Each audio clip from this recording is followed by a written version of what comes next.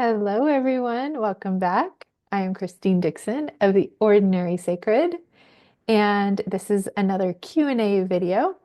This comes from a therapist, and they ask, do you have any tips for unblending as a therapist when working with clients?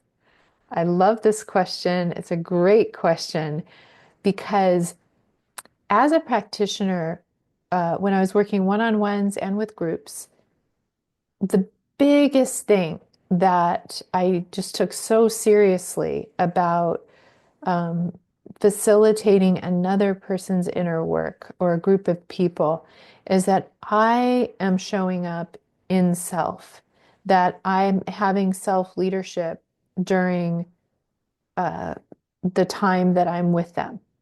And so I'll often tell other therapists and practitioners that the most important preparation that you can do going into a session is much more than, you know, reading your notes and preparing what you're going to do and making a plan, is to just spend time with your own inner family, with your parts. I suggest that you do it for at least 5 minutes. I would often do it 15 to 20 minutes before each client to really um, see who was active and who was up in my own system, whether it had to do with things that happened in my life that day or in my relationships, things that were coming up later in the day, or maybe there were parts specific to that client that had certain fears or activations around that client. I really wanted to listen to my own parts and be loyal to them so that they could relax and let me, myself who's not a part, lead and really be present in the session. So that's the first thing I would say is really take some time before each session to listen to your own parts. And then, as you're asking, while you're with the client, you're kind of doing the same thing. You are always aware, I say, of the ripples on the water, of your parts that are getting activated during a session.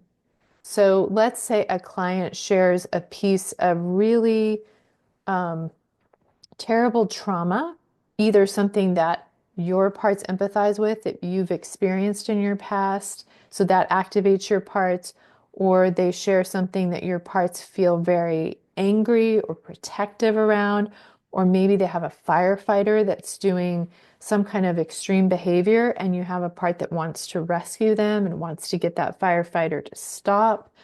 You really want to be a parts detector, actually first and foremost of your own parts, and then secondarily of theirs.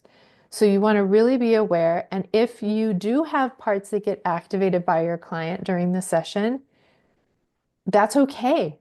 That does not mean you're a bad therapist or a bad practitioner. It means that you are a human being.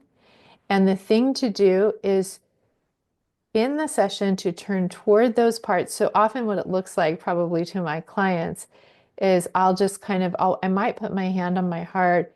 I might kind of close my eyes, but it's just brief. And I'm going to those parts and saying, kind of like Dick Schwartz talks a lot about this, where he goes into the part and he says, remember, it goes better when you let me, the self, lead.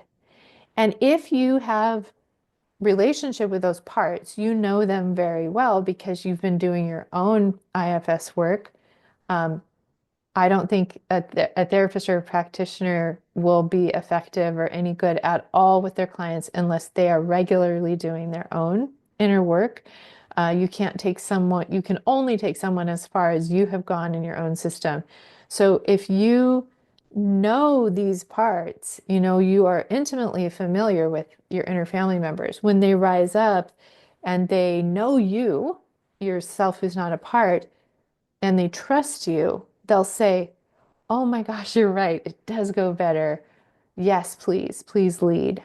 Right. And if they can't relax, sometimes I'll say, can you just give me space for this amount of time. And as soon as my client is done, I will come back to you and I will really listen to you in a deeper way and give you a lot more attention. Um, if they can't do that, they can't wait till the end of the session, what I would do, and I know there might be parts who think this is a problem. I'll try to meet their concerns in a second. But I would actually speak for my parts and model this to the client. I would say, I'm noticing that I have some activated parts that really want my attention and want to tell me something. So I'm going to take a minute or two for silence and go inside and meet with those parts so that I can show up in self energy for you. And, how does that feel for you? Is that okay with you? And I've never had a client say no. They actually really appreciate the modeling of this. So, and then I might take a moment again and just listen for a longer period of time. What are you worried about? Oh, I see. You're really afraid of doing the wrong thing and then being responsible for this client's firefighter harming them or someone else. Wow, that's a lot of pressure. Like that really makes sense. And I get why you feel so worried about it. But I want to remind you that this person has a self and is their own primary caregiver. And that if you relax and you let myself come out around them, I can get curious and open and loving toward their firefighter, which is going to be the very best possible thing for that firefighter. But I get your worry, I get your concern. It's out of care for the client. All right, so I'm having this conversation on the inside with my part, and then um, usually just being heard and being validated and their concerns met, that part will relax. And I can emerge with the client without fear of their firefighter, without, maybe a caretaking fix it part that is countering their firefighter and fighting with them. And so the session will actually go so much smoother, so much more efficiently if I'm not blended with those parts and I take the time to turn toward them. Now, I was saying you likely will have parts that will say, oh my gosh, I can't do that. One, I'll look incompetent, right? Like I don't know what I'm doing. That's a lot of times the biggest part that we have as therapists is like I need to look like I'm always have the answer and I'm always doing the right thing and I can't let on to my client that I am human or I have my own parts to get activated. But I want to challenge that, and I might tell that part, just try it as an experiment. You don't have to divulge to the client. I would not suggest divulging to the client the whole conversation you're having on the inside or all the details about it, but just to be able to say, I'm noticing a part that's active in me, and I really want to turn toward them and listen to their concerns and meet them so that I can show up in self for you. And some people think, oh, but that's, or you might have a part that's saying, but that means that I'm making it about me and not about the client. But the truth is that if you don't do that, you are more making it about you because you are blended with parts who are having some kind of agenda and they are going to take over the session and make it about your fears and your trauma.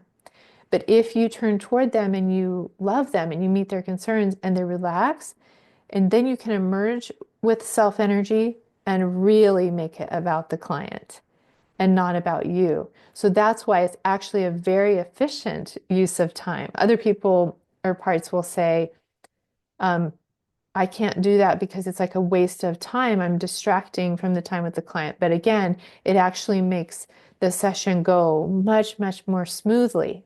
So it's definitely worth it.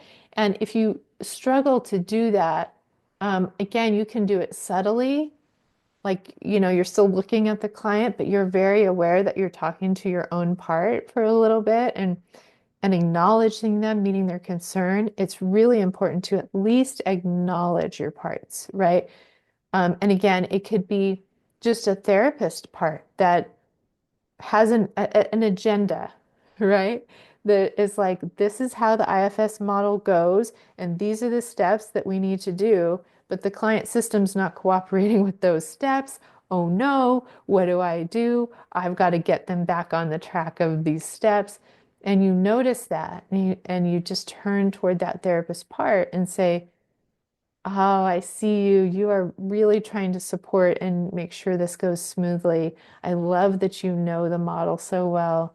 Can you relax and just let the session unfold naturally in whatever way it needs to, and whatever the parts need, and follow their lead? And so, again, naming the part that's coming up and meeting their concern. It could be a caretaking part, right? That just feels, I've got to rescue, I've got to really help my client. Again, you turn toward the part and appreciate them. You have a beautiful intention. I know you really want to help this client. You feel so desperately for them, likely because there's another person in your life that's experienced something or you've experienced it, right?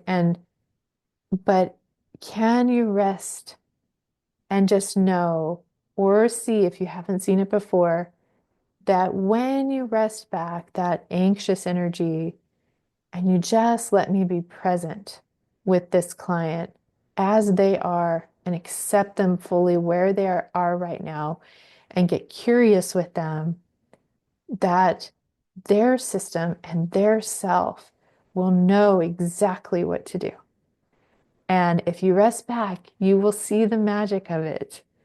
Um, and then those parts, once they gain evidence of that, it becomes much easier, because really all you do before a session is you tell your parts, remember, it goes well.